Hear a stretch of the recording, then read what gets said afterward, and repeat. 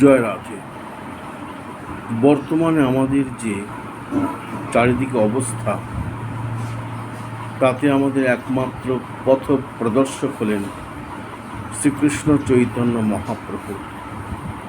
তিনি যেভাবে পথ দেখিয়েছেন, সেই পথে সেই মতে যদি আমরা চলতে পারি, তাহলে আমরা আবার সর্বত্র শান্তি ফিরিয়ে আনতে পারব এবং আমরা সকল যুদ্ধে জয়ী হতে পারব। মহাপ্রভু হলেন কোমলানি কঠোরানি চ। তিনি যেমন কোমল, কোমলের থেকে কোমল, তেমনি আবার প্রয়োজনে কঠোর। তিনি বাসুদেব তা কুষ্ঠ হয়েছিল, তাকে জড়িয়ে ধরেছিলেন।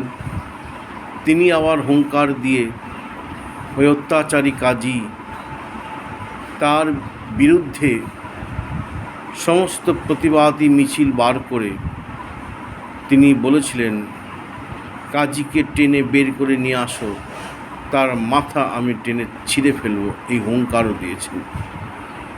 তিনি যেমন জগাই মাতাকে উদ্ধার করেছেন, তেমনি প্রয়োজনে তিনি সুদর্শন চক্রকেও ডেকেছেন।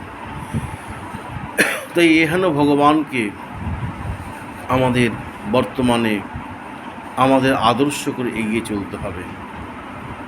এই শ্রীকৃষ্ণ চৈতন্য মহাপ্রভু সম্বন্ধে আমরা দেখতে পাই কেশব খান তিনি বলছেন, হিন্দু যারে বলে কৃষ্ণ খোদায় যবনে, সেই তিহ নিশ্চয় জানিহ সর্বজনে।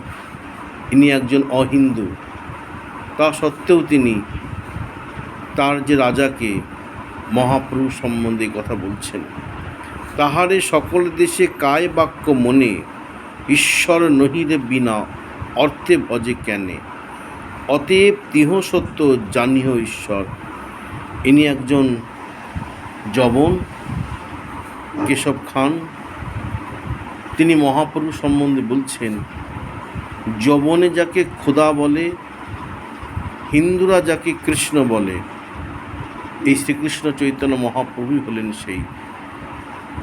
আবার শুনুন, হিন্দু যারে বলে কৃষ্ণ খোদায় যবনে, সেই তিহ নিশ্চয় জানিও সর্বজনে। এই মহাপ্রভু সম্বন্ধে আমরা শাস্ত্রে দেখতে পাই, যে হুসেন শাহ সর্ব উড়িয়ার দেশে, দেবমূর্তি ভাঙ্গিলে দেউল বিশেষে, হেন যবনেও মানিলে গৌরচন্দ্র, তথাপিও এবে না মানয় যত অন্ধ। সত্যি তো, হোসেন শাহের মতন অমন যবন যে কত দেবমূর্তি ভেঙেছে উড়িষ্যায়, সেও পরবর্তীকালে মহাপ্রভুর চরণকে আশ্রয় করেছে এবং মহাপ্রভুকে মেনেছে।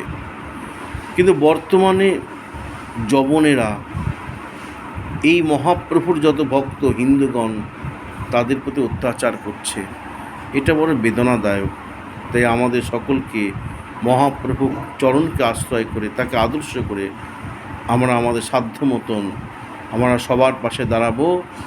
শুধু যবন নয়, যারা যারা এই যবনের মতন অন্যায় করবে তাদের বিরুদ্ধে আমরা দাঁড়াবো, আর যারা অত্যাচারিত তাদের পাশে দাঁড়াবো। এবং প্রয়োজন পড়লে আমাদের নামতে হবে মাঠে, সেইভাবে তৈরিও থাকতে হবে। জয় গৌর।